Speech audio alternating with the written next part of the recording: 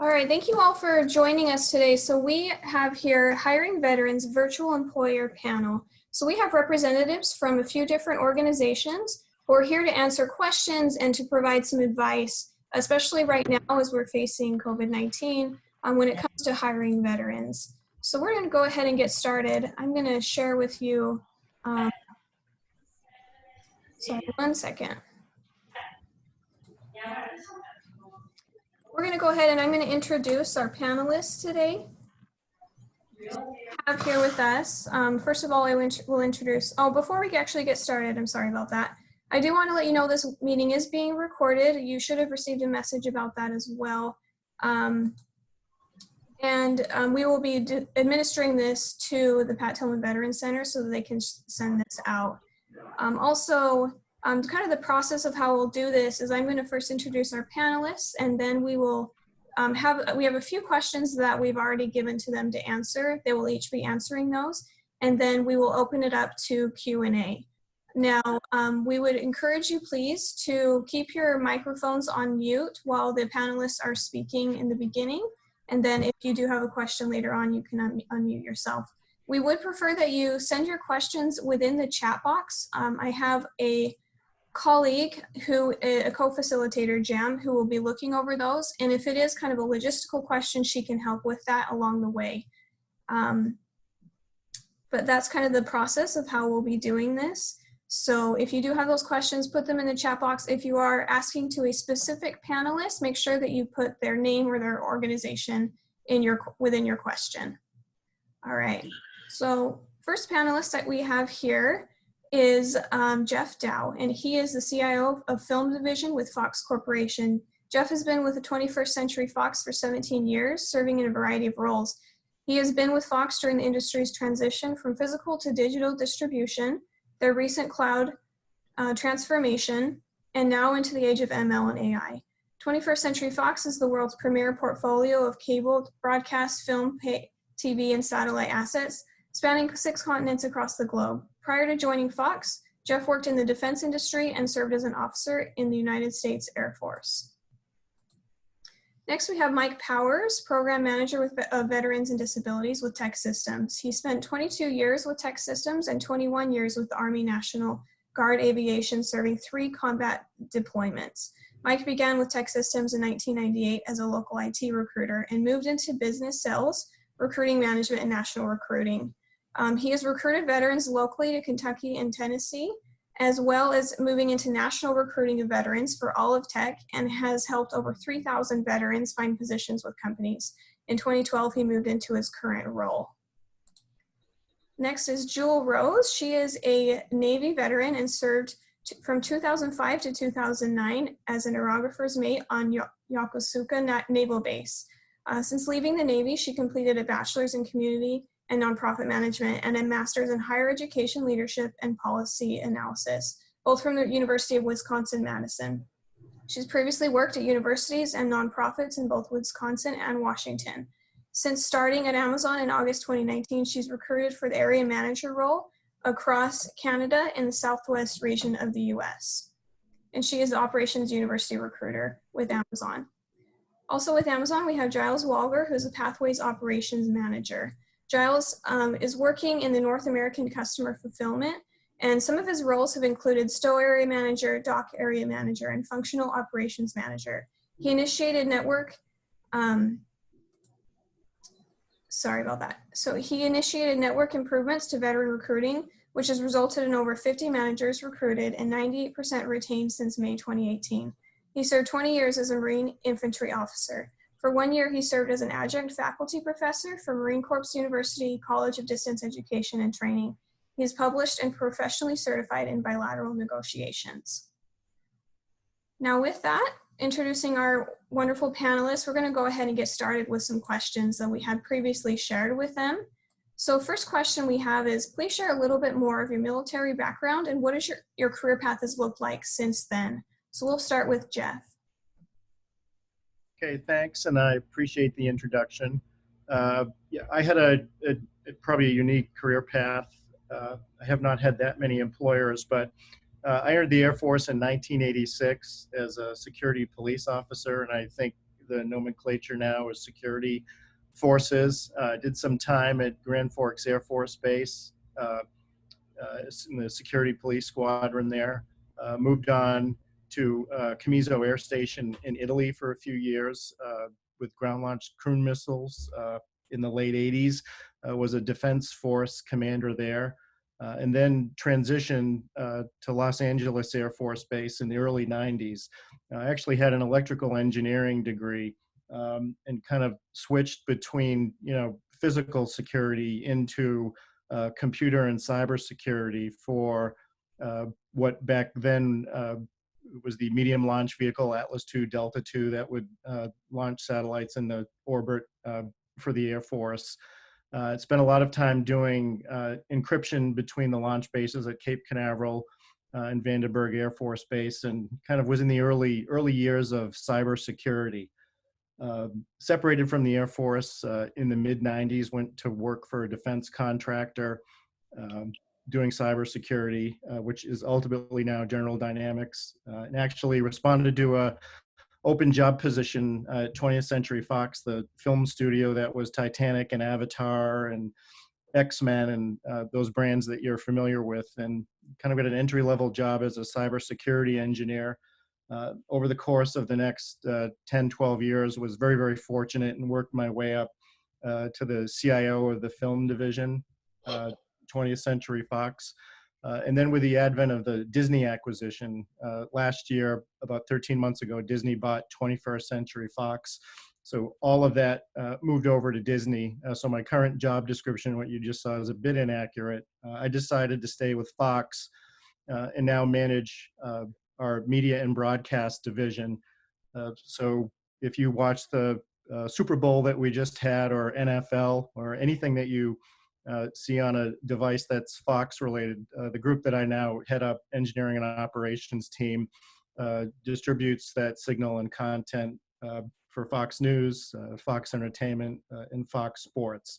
So I think post-military and 25 years, I've had two employers, have been at Fox for over 20 years, enjoy it.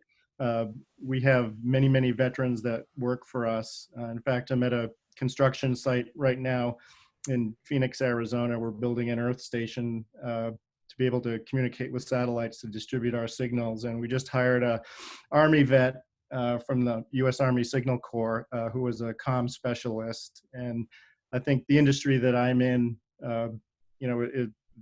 the operational discipline that you derive from military experience makes veterans a great fit for Fox. And we look forward to hiring as many as we are able to over the course of the next few years. Thank you, Jeff.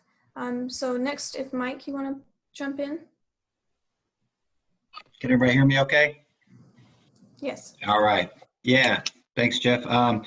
So I started in the National Guard a long time ago, 1993, to help pay for college. I knew I wanted to be in Army aviation at some point.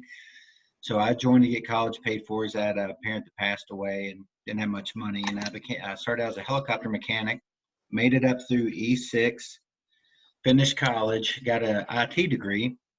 And when I finished, I did not go to be an officer. I didn't want any more responsibility, but I wanted perks. So I decided to become a warrant officer and took that middle path of being able to kind of be lazy and slipstream between officers like Jeff that had real work to do and the enlisted that work hard. So I became a pilot after that, flew Blackhawks for the last 21 years and retired out just recently a couple of years ago. And during that time, normal National Guard stuff, floods, small deployments for, 5 or 6 months. And after September 11th, everything changed. And so I went out to Bosnia, Iraq, and Kuwait, and every 3 to 4 years was deployed. During that time, I joined TEKsystems in 1998. I did some computer work for a little while at Lexmark. I didn't really like the computer work, and TEKsystems said we want more technical people to be on the screening side of the fence. So they talked me into recruiting. So I recruited locally, ended up putting a lot of veterans to work at Fort Knox and Fort Campbell. That then grew into me trying to find people with clearances and veterans nationally. So I did that for about 8 years. And then I moved into the current role I'm in. at TEKsystems. But through that time, I've been in Army aviation, and the other piece of that is I moved from just trying to place veterans in many companies around the nation, so I kind of know what companies look for. But I now run our veterans program internally to try and get veterans into all our positions, business, marketing, finance, as well as our IT side, because we're an IT staffing company. So during that whole time, I had to maintain 2 careers. It was a little bit tough trying to keep flight hours. I know what it's like to try and do both those. So I've been on both the hiring side as a veteran and been on the veteran looking for work side and placed a lot of veterans. But I retired finally in 2018 as a CW3, and that is my military background.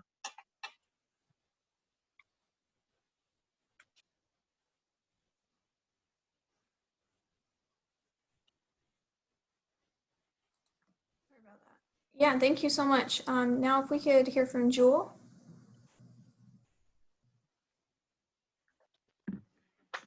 Hi all. So like Chelsea mentioned, I was also in the Navy. I served from 2005 to 2009 over in Yokosuka.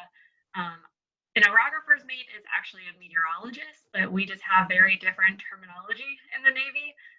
So I was part of an anti-submarine warfare unit and mostly worked with submarines, which is kind of under the water, which is the opposite of the weather up in the sky.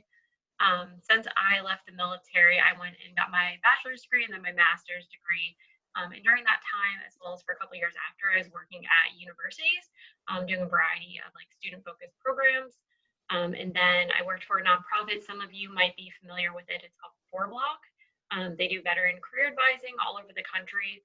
And after that, I transitioned over to the recruiting field at Amazon. And I found that the transition worked really well because I've worked with a lot of admissions and like college type recruiting. It was very easy transition to now recruit college students.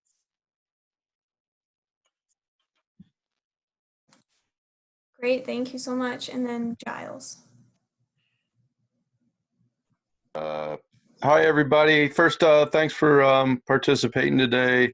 I think one of the things you'll find from everybody here is just a willingness to give a little bit of time, and your ability to leverage that is going to pay huge dividends in probably what is one of the most stressful times of your life. A little bit more about my background, over 20 years in the Marine Corps. Prior to the Marine Corps, I was a English teacher in Korea, caught the traveling bug. My family was all service oriented, all served some of the highest levels and some of the lowest levels. So drove me to join.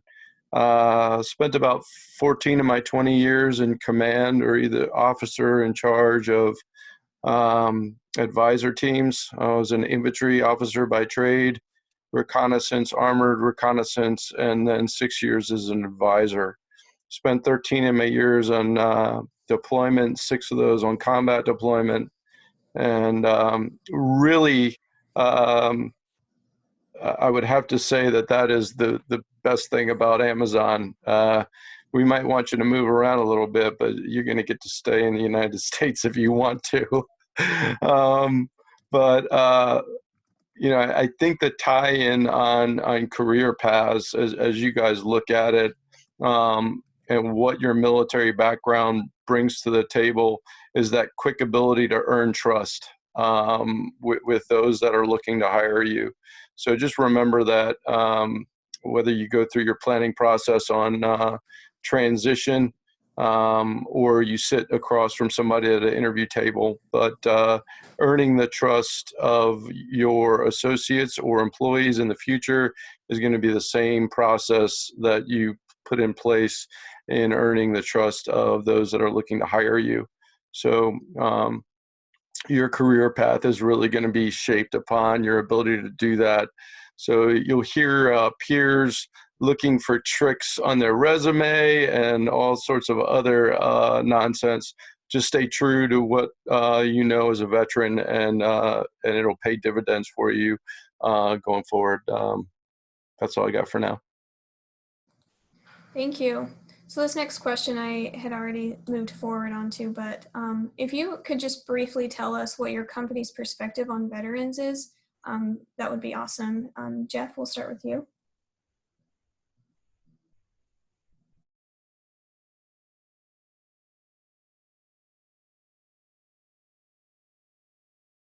You're on mute, Jeff. Oh, I'm sorry. There you go. No worries. Yeah, I mean, Fox has always been an advocate for veterans. We have many veterans spread across Fox Entertainment, Fox News, Fox Sports, in the engineering and operations division.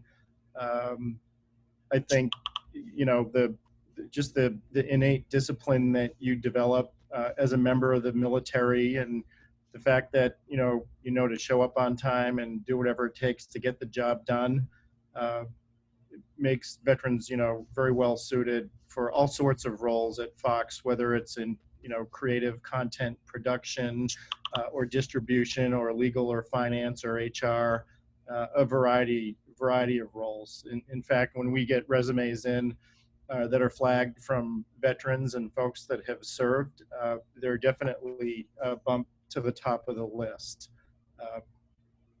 And we will continue to be fans of the military and support the military.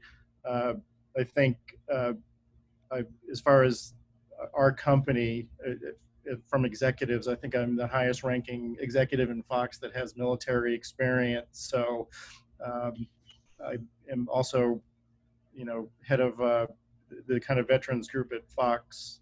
So very, very veteran friendly, very appreciative of the sacrifices that you all have made in the past. And please, if you're interested, shoot me a resume after the discussion today.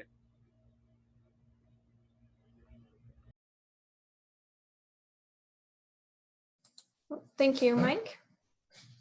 Yeah, so we got 2 schools. So we're veteran friendly. We've won awards without going into all that, but we are a very vet centric company. Basically, we're an IT staffing company. So because we do IT placements, our clients not just look at us for that solution for technology or helping them out, but they also want us to help them be reflective of their communities. And veterans is one of those demographics. So we hire about 3,000 veterans a year to go into engineering and IT work at our client sites. And that also ties into our largest business sector is the government sector. So people with clearances tend to lean into that. So that drives us towards a lot of veterans hiring. So on the IT side, we're at about 12% veterans hiring, and we're obviously leaning into that more and more every year. From the internal side on business and recruiting and marketing and finance and legal, we want more and more veterans. Right now we're at about 7%, but we look at veterans as people that bring diversity of thought. We want people from different walks of life.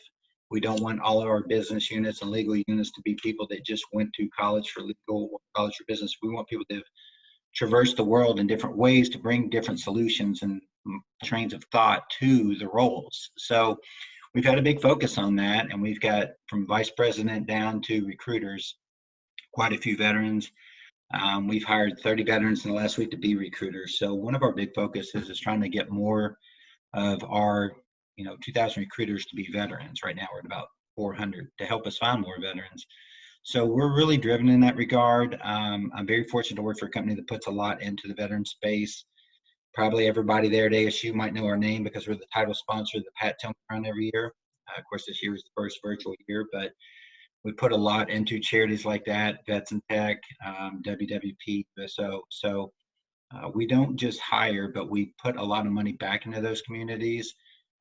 Military spouses as well. We have a lot of programs for mentorship. We have several ERGs, employee resource groups for veterans that come on so that they can learn to navigate corporate landscape as they come from the military and go into this new world that we know is going to be a little bit strange and not quite the same, to help with retention and help people move up through the ranks. So very, very focused on veterans, both internally and externally. And then our clients want help with finding veterans as well. So we do a lot of that kind of work and collaborate with companies like that are on this call, Fox and Amazon, to move veterans towards them if they need them as well.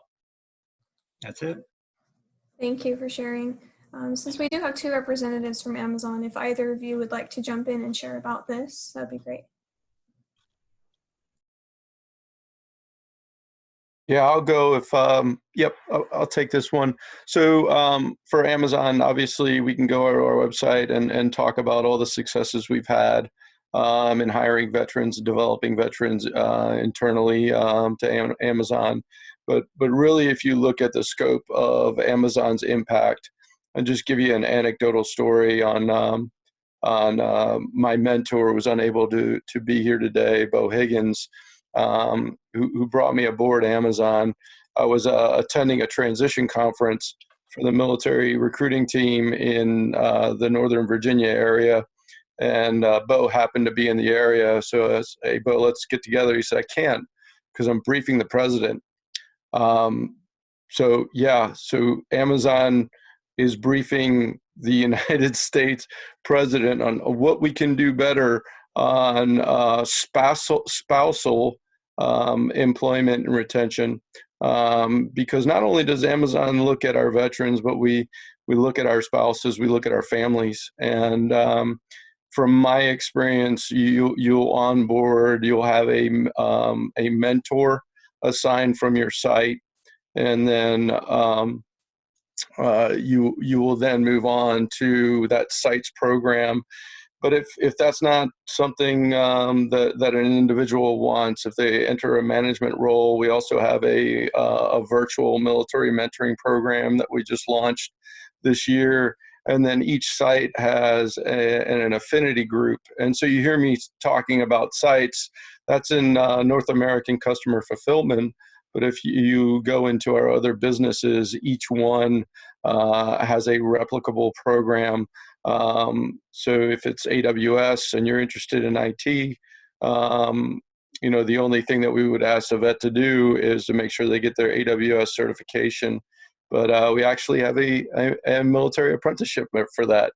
So to answer a lot of the questions that will come out of this, we can align folks to the appropriate recruiter, but just make sure that we know what area of Amazon's business you want to go into.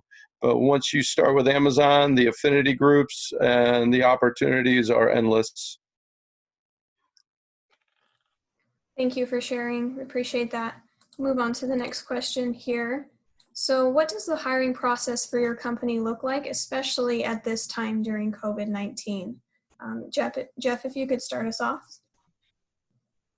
Sure. Like most companies, COVID-19 has definitely had an impact on Fox. As you're probably aware, there have not been any live sports for about 6 to 8 weeks.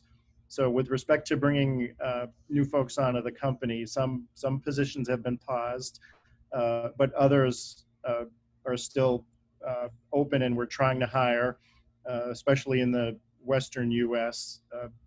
And again, I'll go back to, because of the Disney transaction, and they bought 75% of 21st Century Fox, we've had to scramble and build new technology centers and facilities from a greenfield, and we're trying to fill those positions with engineers, with folks who are skilled with Amazon, cloud broadcast operations, communications folks, but we also have a variety of other types of positions that are open. And it's been interesting during the COVID crisis that we're currently in. The resumes and inquiries regret have actually increased over the course of the past 6 to 8 weeks. And again, I'll say, if anybody is interested, any of those positions are available and viewable on a foxcareers.com website. So hopefully we'll get back to a point soon where we can go to a stadium and watch a football game together. And as we struggle to get through this period, that's what we're looking for. And when that does happen, and I'm sure that it will, all the positions in the company, again, will be opened. Great information. Thank you. Mike?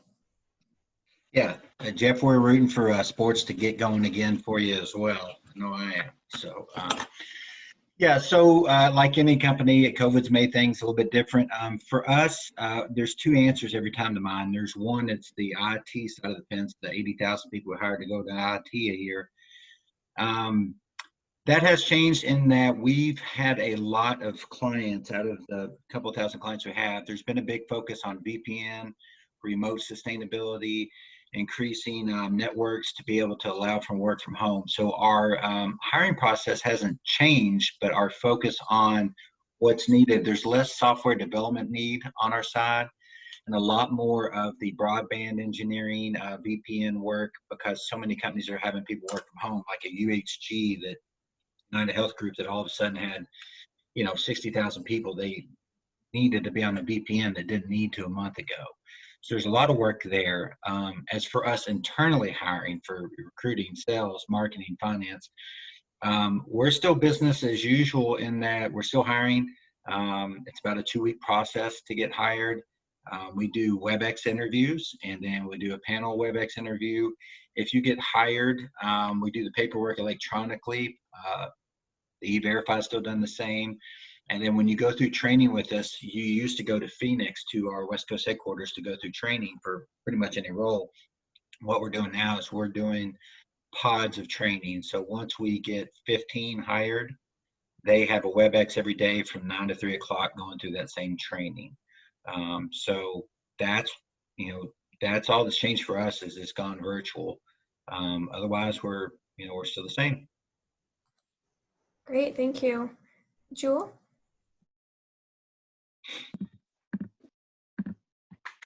So yeah, we've made a lot of changes for our hiring process. We've actually moved everything to completely virtual. A lot of our candidates are also having some connection issues, which we're trying to be really aware of, that for those that are saying using their system, but maybe their internet isn't high enough, we've turned some of our conversations to be completely phone calls instead of relying on maybe a negative candidate experience. And then even our training when candidates onboard, we're trying to limit the ways that they travel. Normally we have a full week of training for new operations leaders to go to a site like Nashville. And we've actually created an entirely virtual training session for them as well. Because even once they're employees, we don't want them traveling unnecessarily for any safety reasons. We've made pretty significant changes to try to make it a better, safer candidate experience. Great. Giles, did you have anything you wanted to add?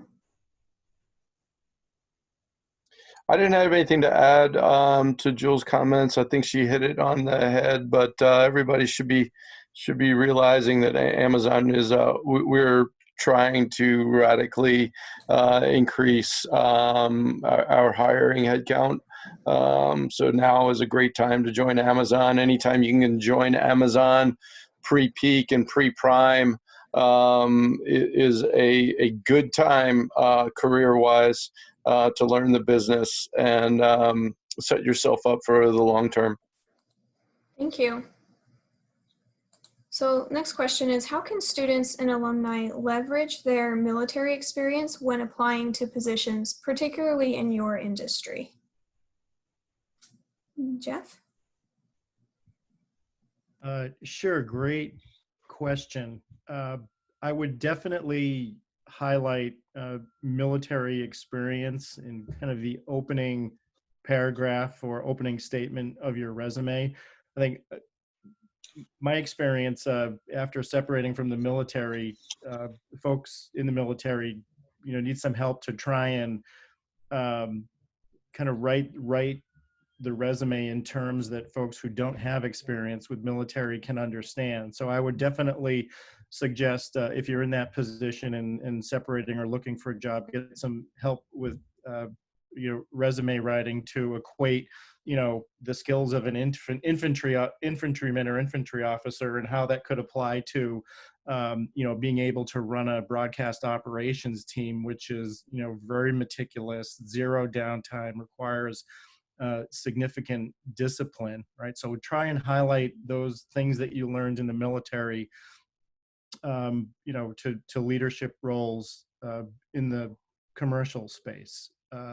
But again, since we have such a drive to hire military and veterans, and also because we're co-located with our new technology center within the Arizona State University Research Park, I would right off the bat highlight in your resume, that you are alumni of Arizona State University, or that you served in the military, active or reserves, because those types of things will definitely get you bumped to the top of the list for an interview. And again, that's what you want to try to do with a resume, is create a story where it just, hey, we really want to chat with this person. So don't be shy, highlight your accomplishments, and I think you'll have great success. Perfect. Mike? Yeah. So to follow Jeff, one of the biggest things, I guess, for our internal roles that I think is the biggest myth. Veterans will often talk about what they're doing between 8 and 5, their MOS, their primary duties. But a lot of times what we're looking for are the soft skills. So, highlight those things that aren't your 8 to 5 job. It was part of your job. Some of that would be, for example, conflict resolution. If you've got to break up a situation between a private and an E4, and you've got to get them to come back to work together, that's a soft skill. Garnering support, moving people towards something. There's diversity. The military's got a lot of diversity into it. You've had to work with people that are older than you, younger than you, from different backgrounds than you, different religion. To be able to do that with synergy and get people to be on the same page, that's a soft skill that is never on the military resumes when I see it, but that's one of the things we look for is, persuasiveness, the ability to have an omniscient point of view, see things from everybody's angle and work to find a common solution. All the other stuff that I know everybody on here's heard, leadership and, hard work, not punching a clock. We know we get that out of veterans, but what's hard for a lot of our mid-level managers that aren't a veteran like myself is they're trying to figure out what your mindset and what your soft skills are. So highlight that. If you're a captain and you're trying to get budget for new uniforms, right, for your unit, you're trying to get that from some probably 05 or 06, and you're trying to be stern with them, but they also might write your OER, right? So you've got to have some good people skills to be able to be stern enough to get something or beat that other captain out over there to get your unit's equipment. That's a soft skill. So I think one of the biggest things you can do is just put your soft skills on there. The second thing to do is kind of like Jeff was saying, write what you did. Don't put MOSs or acronyms, kind of write it out so that our recruiters, aren't veterans, can understand it. And then lastly, don't apply to a job and wait. Look up Mike Powers, the veterans person. Look up what recruiters or managers were veterans in the military. They're on LinkedIn in the company, and call or email them, because there are thousands of people that apply. Amazon is hiring a ton of people, so is Fox. But a lot come into the queue. It's not personal, but a lot of times you may just not get seen, or you may not be seen that day because the manager needs to hire someone. They've got 2 hours at lunch to go through some resumes and they move on. If you call somebody that is incentivized or a veteran or has some kind of connection to go down the hall and say, hey, Jeff, hey, gals, I've got a veteran over here. The skills look pretty good and they're coming out.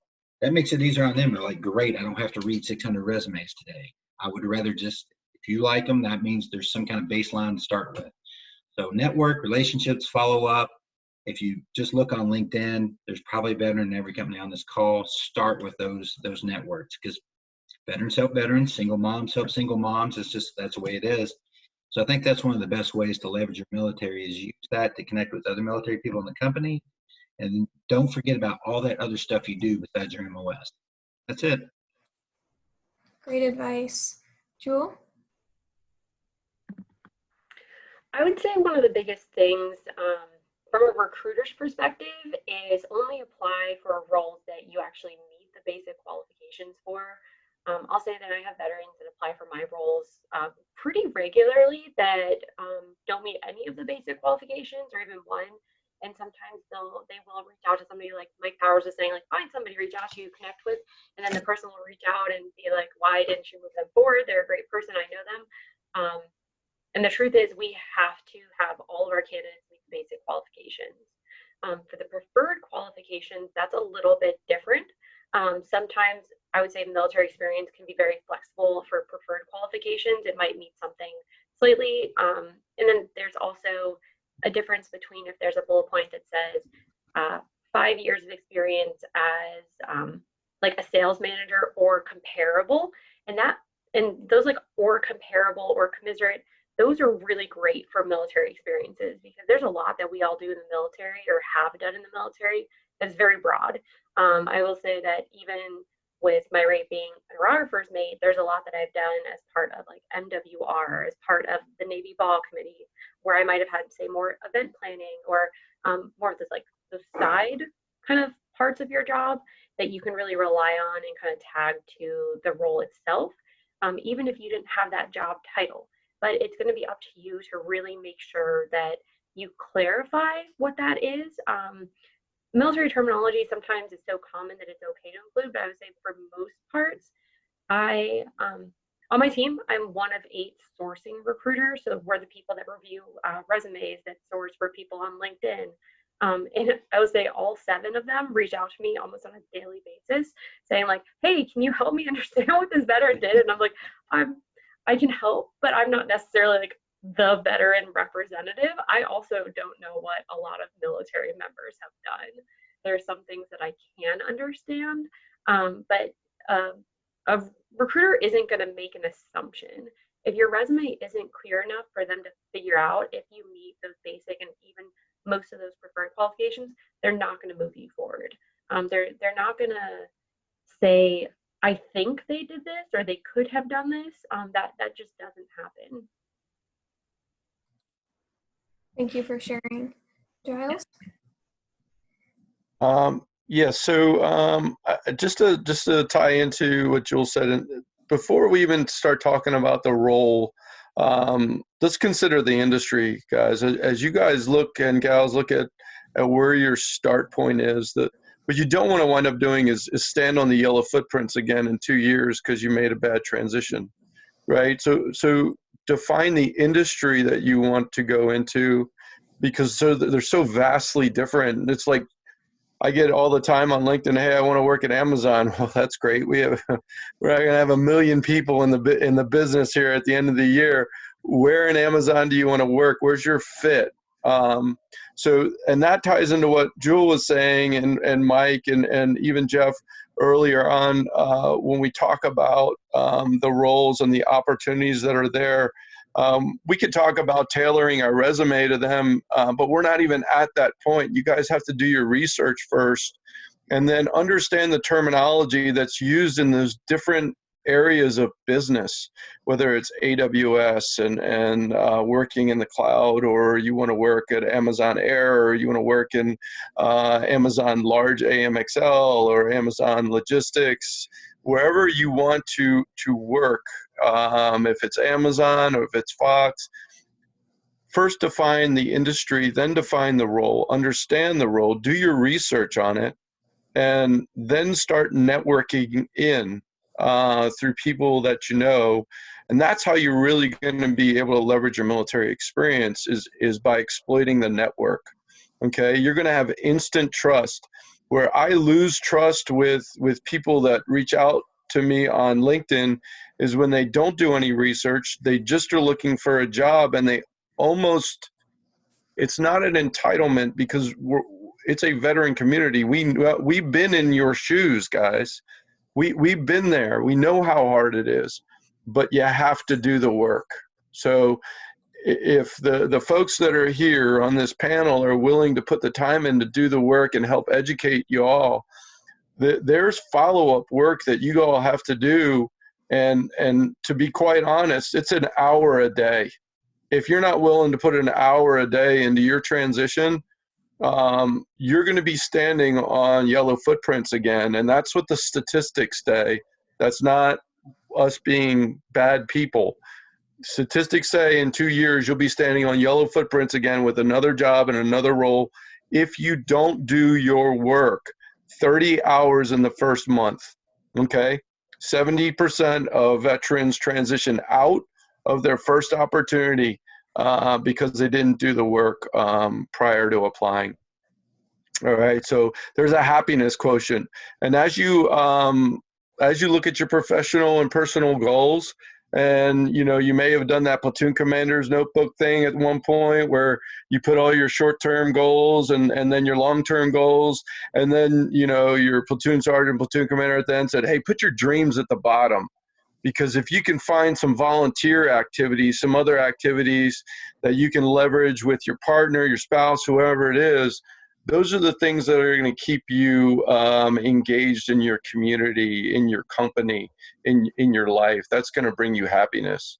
Because at the end of the day, everybody here, we don't just want you to be successful in your transition. We don't want to have to help you transition again in 2 years, right? Our bandwidth for helping is going to get narrower and narrower, right? As we help more and more people, right? So do the work now, and then know how impactful your military experience is. Like corporate America is it's going to blow your mind. The things that we take for granted, like Lean Six Sigma and PMP, that's what we do in the military. The U.S. military created Lean Six Sigma and PMP in World War II, and we taught Japan how to do it. And then they made it better through the Toyota way. So know how impactful your own experience is and be able to communicate, like Mike and Jeff said in your resume, those projects that you worked on, use corporate terms, right? Engaged in a project management project to return XYZ investment for my company, right? Or for my business or for my unit. All right. So that's really where I would caution you. I'm talking too much. Sorry. Thank you. You're good. Thank you. I appreciate that. So I know we had another question, but I do want to give it some time for audience questions, if that's okay. So what we'll do is I'm going to be switching off with my co-facilitator, Jam, and I'll ask the first question that has been brought up, and then we'll just try to do as many as we can. Now, panelists, if you feel like you have something you would like to share to answer that, feel free, but I'm not requiring all of you to answer every question at this point, just if you feel like you would like to. So the first question is actually from a member of the Veteran Scholar Program, and they were wondering, and this was actually specifically to Jeff with Fox Corporation, what types of jobs are you hiring for outside of the typical journalism majors or those kind of specific ones? For example, are there entry-level jobs that do not require subject matter expertise? Yeah, we're outside of, Fox News and journalism and those types of things. With my group, we're hiring data scientists, cloud engineers. We're hiring, quality assurance experts for content like The Masked Singer. So there's a huge array of roles that we're hiring for that require very specific experience. But there are also roles that are very difficult to find, for instance, in broadcast operations. It's a very kind of niche job. So what we're doing in that type of role is, we're looking for someone, who's intelligent, aggressive, wants to work hard, wants to learn something new, is reliable, is dependable, and we're going to train you to work Major League Baseball and NFL and Super Bowl and how to broadcast The Masked Singer and send content to Tubi and Amazon and et cetera, et cetera. And, I think what Mike mentioned and Mr. Walger mentioned, you have to put a lot of work into a resume. You don't want to just list, here's 10 things that I did when I was in the military. You want to create a story about yourself that's tailored to the specific role. And it is a lot of work, but remember what you're trying to do, you're trying to compete against a zillion other people who also are sending resumes, and you want that resume to just capture, the HR person's attention and say, hey, I really want to talk to this person, because you want to get your foot in the next door. So I want to highlight whether you're going for a data scientist role or an entry-level operator role, you've got to put in the equal amount of effort and research to try and get your foot in the door. But we definitely have all sorts of roles that are entry level in addition to those types of ones that require much more technology type experience. Thank you, Jeff. Thank you. We have another question from Elliot, who asks, is it necessary to live within the continental US to apply for a position? That is it possible to live in another country to work for any of your companies online? So it's Mike Powers with Tech. We have positions in England, Asia, Canada, Central America, and Japan that you can work there physically. I think the telling of that question is, can you work remotely online? We do have payroll and customer service positions that are online that are somewhere between 40K and 70K that are remote, work from home online. So that's what we have, if that answers the question from my end. Thank you.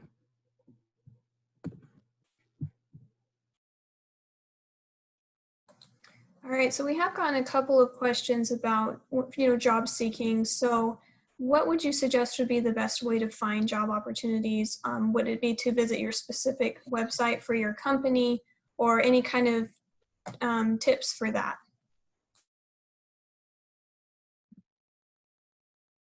Hey, this is Jewel. I would say the best way truly is to look for most companies' websites. I'm sure there are some companies that work with like third-party recruiters where they might advertise the role and you won't necessarily know which position it's for.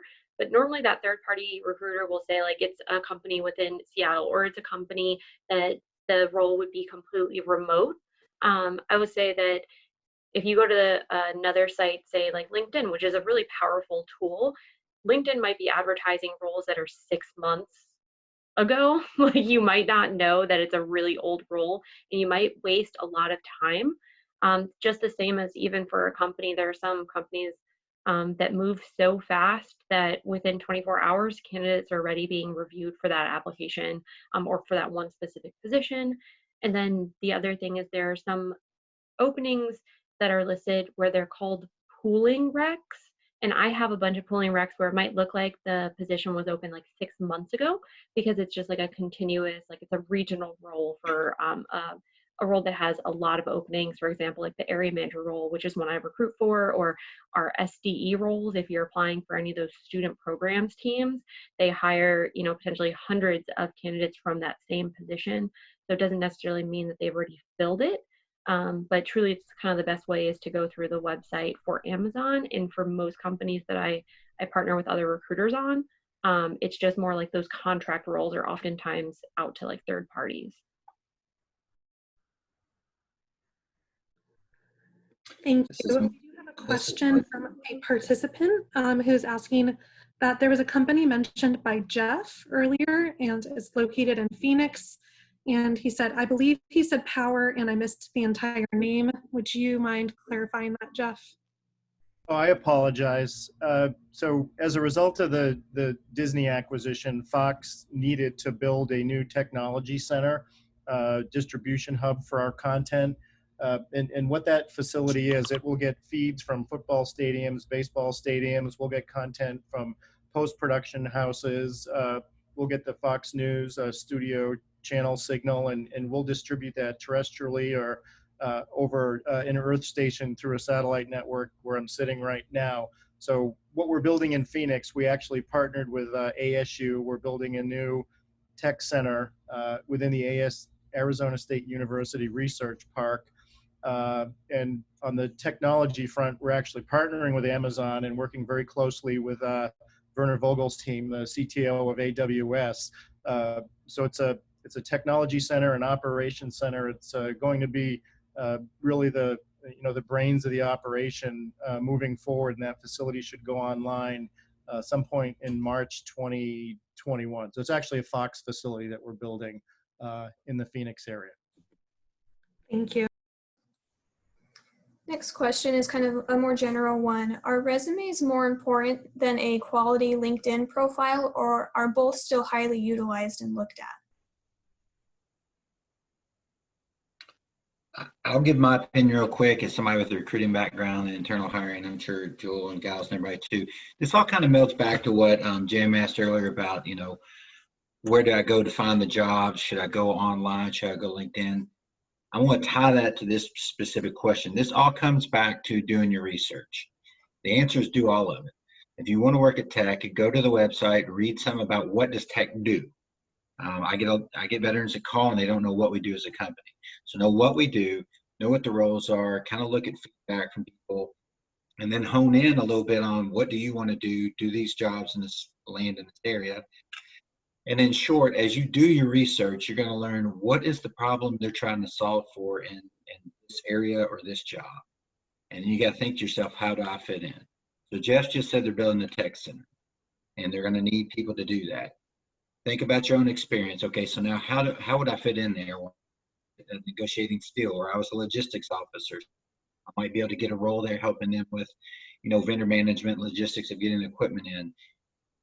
What are they trying to solve for, and how do you fit in? That all comes back to you and what Giles was talking about earlier. You've got to do your research. So you're not going to do this in 5 minutes. You need to read the website, read LinkedIn, read what other people did LinkedIn. If you see veterans that are in the company, look at their LinkedIn profile and see what they did in the military, see how they moved from that to the job at Amazon or at Fox that they're at now. And then you can say, okay, they jumped in here, they jumped in there.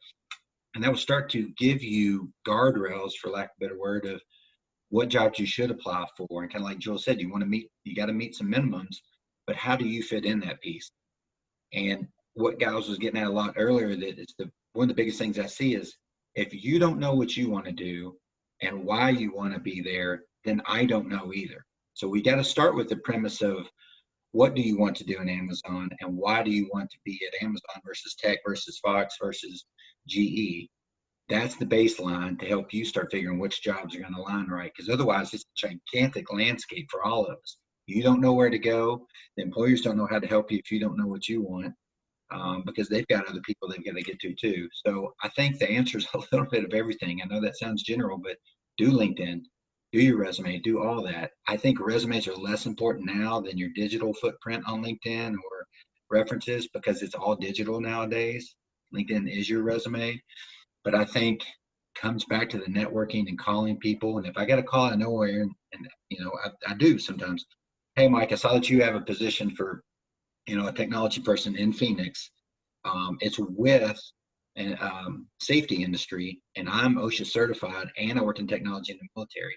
Now I want to talk to you because you know what you want, you know why you fit in. So now I'm going to move harder to get you in front of that manager. Somebody just kind of shot me a resume, and I don't even know if they live in the area or why they want to be there. That's it. Sorry, I know that was long-winded, but. Thank you. We have a question from Evan for Jewel. As a recruiter, would you see 4-year transitions as an issue? For example, 4 years at the same job for freshman year through senior year, and then 4 years active duty? So I guess I wouldn't personally, I guess I've never heard of like a 4-year transition, so I'm not sure what to say for that. I actually think it's really great when candidates are able to hold the same job all through college. That's not very common. I know I have an interview event today, and I have a candidate where both of the interviewers were actually impressed that for 4 years through college, he worked at a transportation company. I don't see any problem with that. I'll say that for myself, I was also, I served for 4 years, so there's really no like minimum requirement or maximum. It just depends on like what kinds of roles you're applying for. So if you're looking because you think that's like too limited experience, I'll say for all of my titles, they say like area manager entry level, because it's aimed at working more with that recent graduate college population that have like relatively limited experience. If I have anybody that applies who might be a really good fit as an area manager but has like too much experience, say more than 4 years of management, I would normally share their name with our military recruiting team. As a company, Amazon tries really hard to bring you in at the level that you're at. We don't like undercutting people and like bringing them somebody who's like really qualified in for an entry-level role. We're really cautious about that, just because you're going to get bored so fast that you're going to want to leave. Whether you might choose to leave the company that you apply to or the role that you apply to, we try really hard to have like I don't want to say flow charts, but we have like time limitations for like management so that you are coming in where you should be.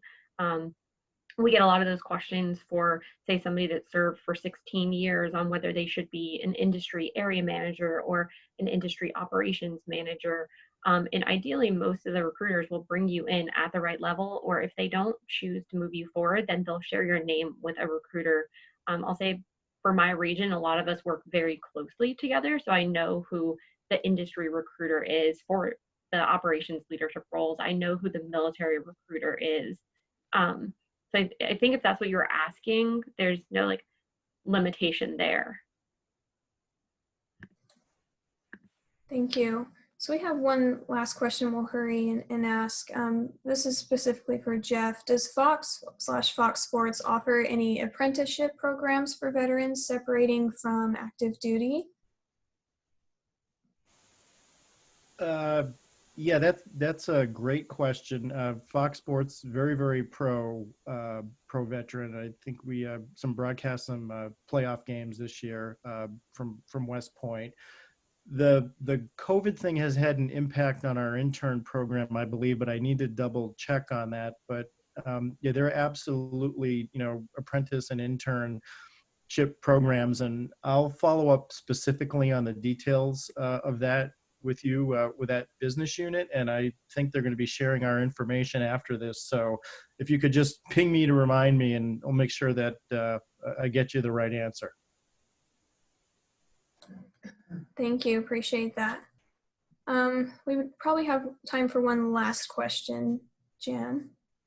Yeah, well, if you have asked how they can, continue to ask questions since we're running out of time, they've directly messaged me to find out, whether any of the panelists are able to give your, personal email, not personal, but business email addresses for them to ask you direct questions, or if they should contact you on LinkedIn, or if it's best to contact maybe Chelsea, who will then go on to ask you questions.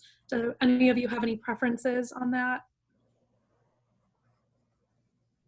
Jill's probably the best for Amazon. I'm happy to help as well. I do a lot of coaching of veterans. So if you're looking for a mentor and you know what you want to do with Amazon, you've identified the position and role, and you're qualified, then I would be the person at Amazon. Can I just caveat on one more thing, guys, for everybody, for the guys and gals out there? As we coach folks in transition, I think Mike and Jeff would agree with this. What's really important is to identify a cultural fit. All right. So it's not just industry, but it's also going to be a cultural alignment. And some companies, frankly, won't hire you if you don't. Amazon's a little bit different. We're after the individual. We want you to express your individuality when you have a million people employed by the company, and we're just growing like crazy. But I would say that Mike and Jeff are probably after the same thing. You need a cultural fit. We celebrate individuality, being peculiar, a day one mindset, work hard, have fun, make history, and come build the future with us. And if that doesn't match somebody's mindset, outlook on life, and cultural identity, like, I want to be a manager who wears a t-shirt and swag, right? Peak 2019.